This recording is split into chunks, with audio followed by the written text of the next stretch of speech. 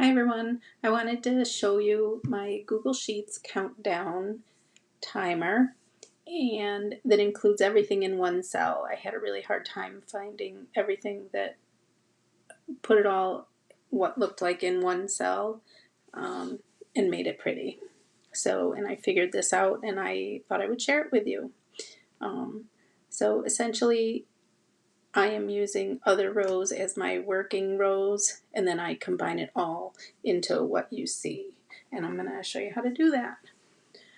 Okay, so this cell, March 28th at 3:30, is Amanda's target retirement date. It's the date that she is done with her shift and she is going home and officially retired. So that is what we're going to enter in here, and you want to format that to do date, hours, and minutes.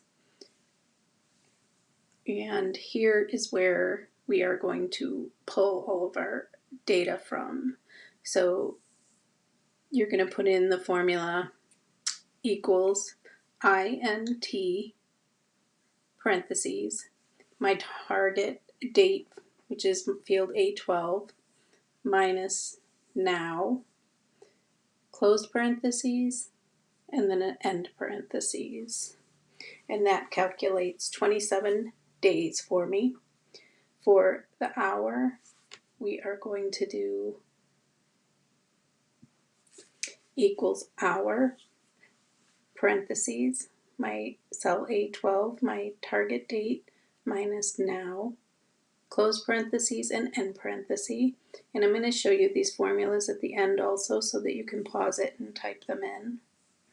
And for minutes, I'm going to do equals minute, parenthesis, A12, my target date, minus now, close parentheses and end parenthesis. And this is where it's pulling the data from. So I'm going to delete this so that I can show you how to do it. So right now we have nothing, and basically we want to mash everything together so that it looks like it's all in one cell, and then we can hide our working row. So all you see is Amanda's countdown to retirement, and it will be interactive, and anytime you pull it up, it will show the correct amount of days. So here we're going to do equal. Let me move it for you so you can see where I'm grabbing. And all right, so we have equal, and then we want to do the days number. So we're going to grab cell B12, which is my 27. And here's where we want to put text in. So you're going to put quotes. You want to put a space before the word days, otherwise it's all just going to be mashed together and it'll look wonky. So you want to do space, the word days, and end quotes.